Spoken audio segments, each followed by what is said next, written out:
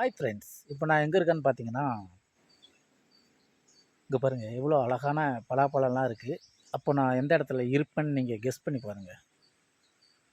நான் இருக்கிறது வந்து ஏலகிரியில் இருக்கேன்.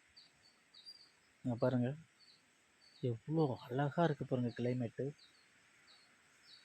ஐயோ இங்கே பாருங்கள் பக்கத்துலேயே அப்படியே போய் பறிக்கலாம் போல இருக்குது. பக்கத்துலேயே இருக்குது. ஆனால் என்னன்னு பார்த்தீங்கன்னா, இந்த பக்கத்தில் வந்து எவ்வளோ பெரிய பாதாளம் இருக்குதுன்னு பாருங்கள். மிஸ் ஆச்சுன்னா அவ்வளோதான், சோலி முடிஞ்சிடும். ஃபோனே எடுக்க முடியாது. பார்க்குறதுக்கு இப்படி இருந்தால் தான் ஆழமாக இருக்குங்க. கல் முள் எல்லாமே இருக்காங்க பாருங்கள். ரொம்ப ஆபத்தான இடம் அது நிற்கிறது.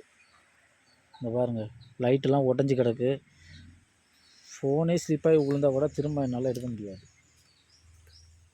அந்த கண்டிஷனில் நான் வீடியோ போட்டுட்ருக்கேன்.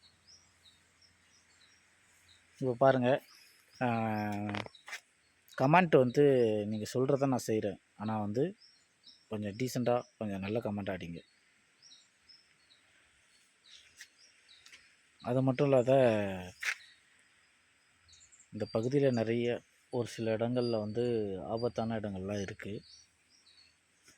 ஒரு பகுதியில் வந்து பேய் இருக்குது அப்படின்னு சொன்னாங்க. அந்த பக்கம் வந்து போகக்கூடாது அப்படின்னு நானும் விலகி வந்துட்டேன். அங்கே ஒரு கேட்டு இருந்துச்சு. அந்த கேட்டில் பார்த்திங்கன்னா, அந்த வழியாக போனாக்க யாரோ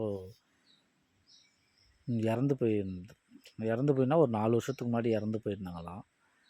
அதனால் நான் அந்த பக்கத்தில் அப்படியே அந்த வழியாக வந்தேன்.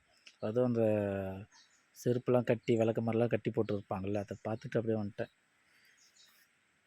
நம்ம அந்த பக்கம் போக வேணாம் அப்படிங்கிறது தான் என்னுடைய நோக்கம். எல்லாருமே லைஃப்பில் வந்து இதாக இருங்க. நைட்டில் வந்து அதிகமாக எங்கேயும் வெளில சுற்றாதீங்க, சரிங்களா? அப்படியே வந்து வெளில எங்கேனாவது போகிறதா இருந்தாலும் ஒரு கையில் ஒரு எலுமிச்சை பழத்தை எடுத்துகிட்டு போங்க, கொஞ்சம் தைரியமாக இருக்கலாம்.